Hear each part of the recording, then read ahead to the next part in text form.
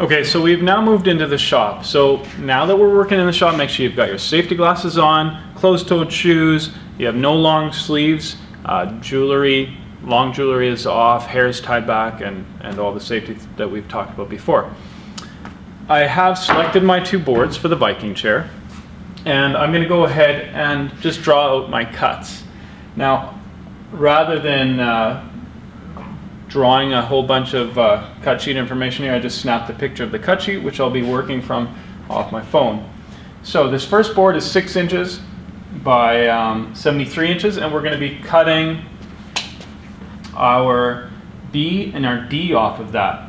Now, this board is a pretty sound board. There's no major defects in it, so I'm going to start right at the end. And I know that I have some waste, so I'm actually going to add about 1/2 inch to my measurement because the blades take up some material, the kerf. So this is 30 inches. I'm going to cut it to 30 and 1/2, and I'm going to put a letter B on here. And then I'm going to do my next measurement for letter D at 37 inches plus waist, which is 37 and 1/2.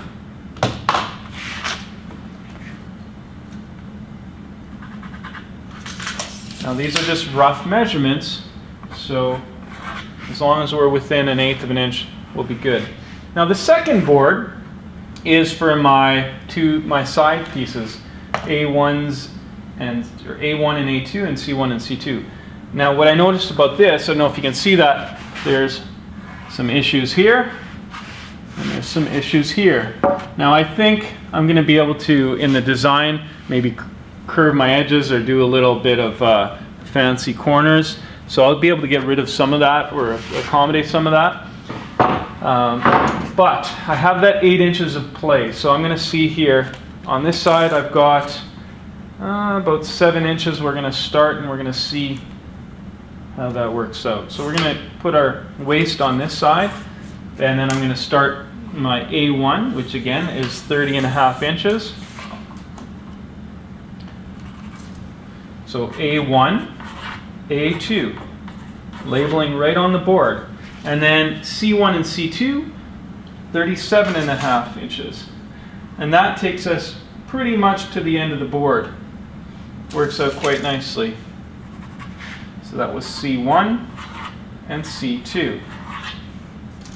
So these boards are now ready to be cut, machined, planed, whatever I decide to do next. Now, generally what we try and do is we try, when we're laminating wood together, we try to keep it as thick as possible, laminate it, and then put it through our planer. So we're not going to plane this first. Now we're actually going to take this and we're going to cut it into our rough lengths on the sliding compound miter saw. So that's our next lesson. Okay, so welcome to the sliding compound miter saw.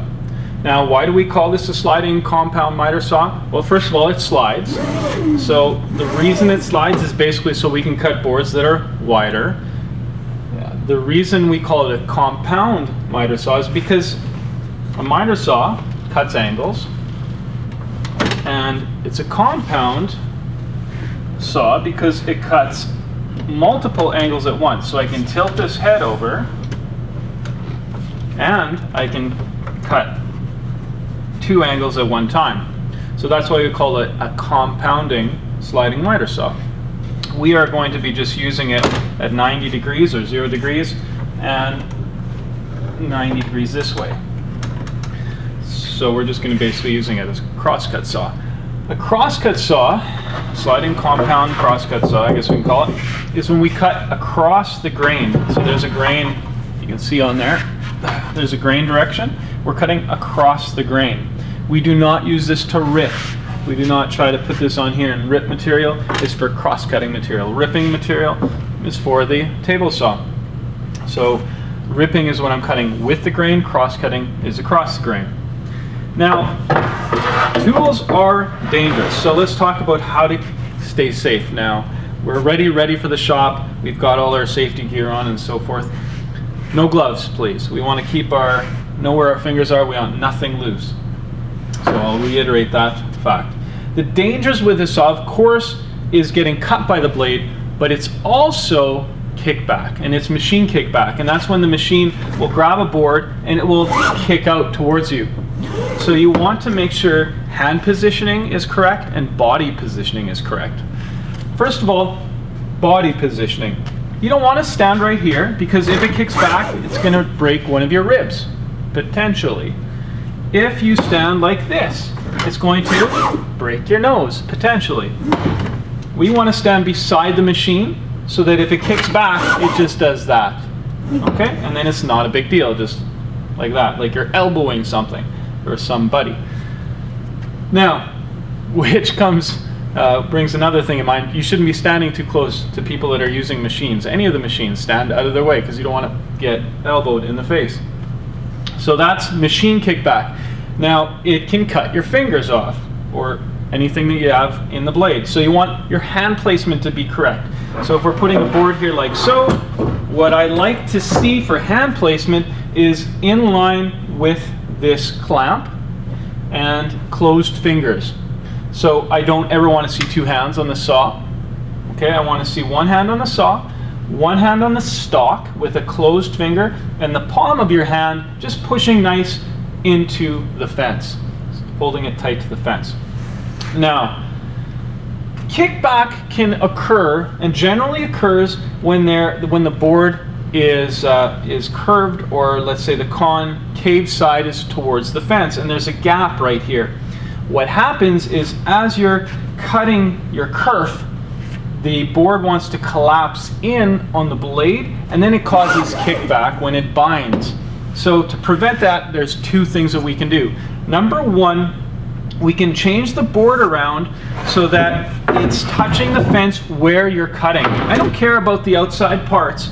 I want to touch the fence where I'm cutting, if possible. Now this board is fairly straight, but there's still a gap. This side was actually better. But this other board that I have is going to cause me a little bit of grief. This board, you can see, is like a boat. Okay? It rocks really good. And if I put this side edge, I'll say, proper terminology, we've got two edges, two ends, and two faces. Let's get that right.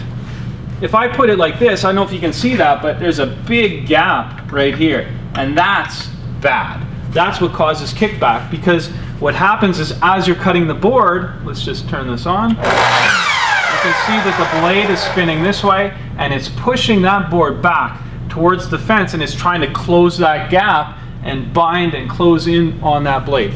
So we want this board, actually, we want to flip it so that where I'm doing my cut, now the laser's off on this thing, so I wouldn't even have it on. I don't like this thing. The best thing to do is take that blade, put it down to where you're going to cut.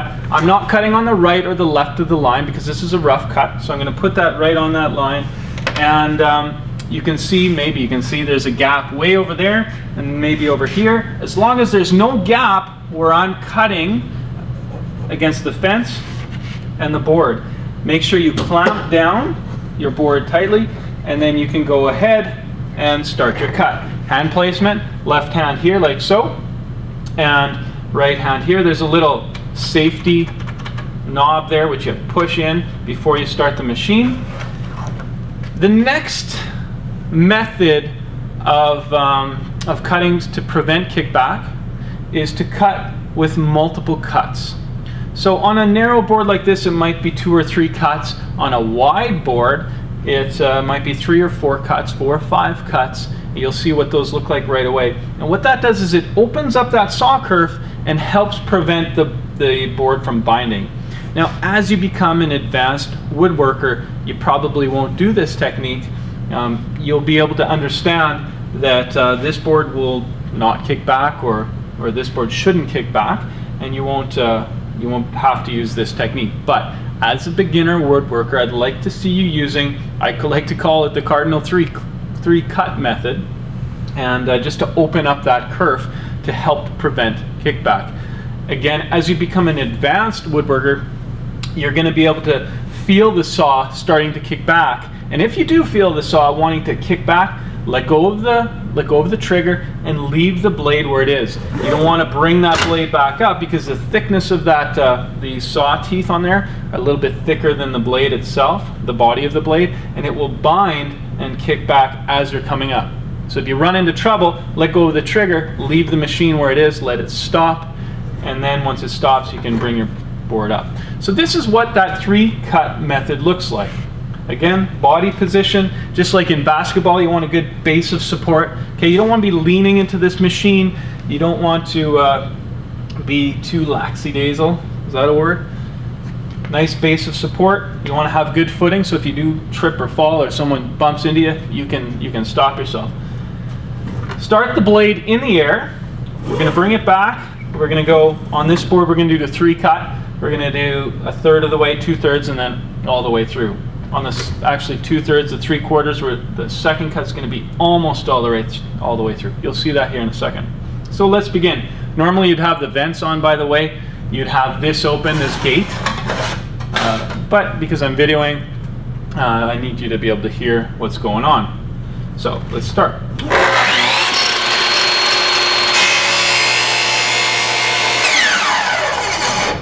Let the blade stop and then come up. And then the next cut, I'm going to go 3/4 of the way through. Maybe a little bit farther. And you can see it's already wants to grab that blade a little bit. Not a big deal, it's still pretty loose. But I can recut that kerf a little bit, open it up. So this is called a saw kerf. I can open it up a little bit and then proceed with my cut. And if you ever find that it's kicking back at you, just stop. Don't push harder. If you push harder and you, especially on a really curved board, it'll kick back very hard. So you don't want to push harder. It will win. It's pretty strong.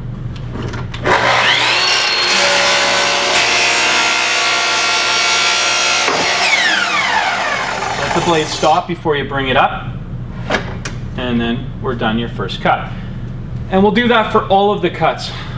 B, D, C's, whatever letters we were using. We're going to cut all those up, and our next step after this is to go to the edge jointer, joint our edge, one edge, and that allows us to have a nice straight edge for the table saw. So that's a little bit of a heads up on the next lessons that we're going to be getting.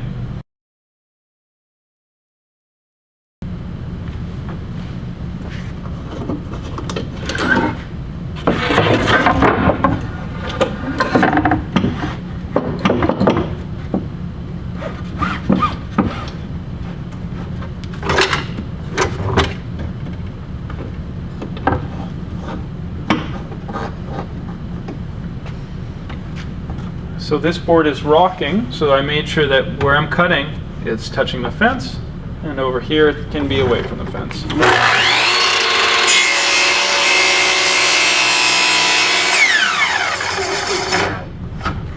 Let's grab it, bring that up, recut.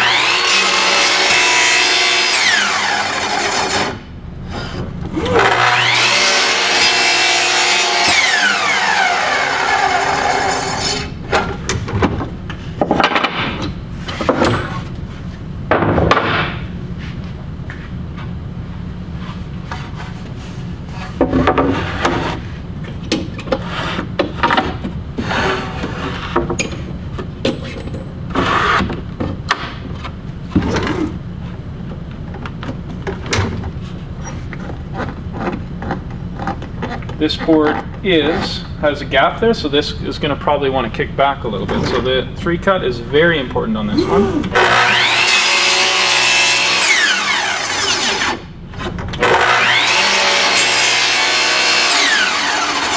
In fact, I'm going to do 4 cuts because I really want to open that kerf up. Okay, so just before. This one, you can see that I can collapse in on the blade, and that's what I'm talking about. I want to just keep on opening up that curve.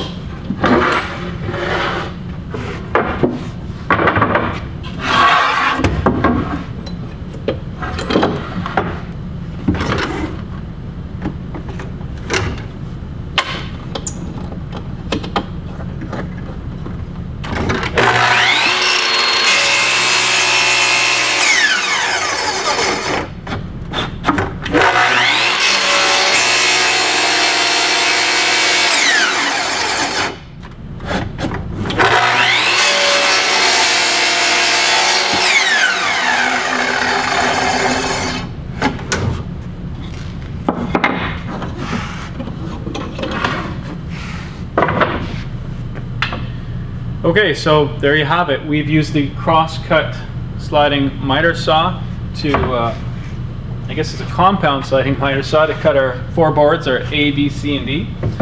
We have a little bit of waste. We can save this, put in our scrap wood bin, glue it together to create maybe a bowl on the lathe or do some other small project. And our next step is to go to the edge jointer. This is our edge. We have 2 of them. We're going to joint that edge so that it's nice and straight so that we can put it against our rip fence on the table saw. So next lesson is the edge jointer. Let's get at her.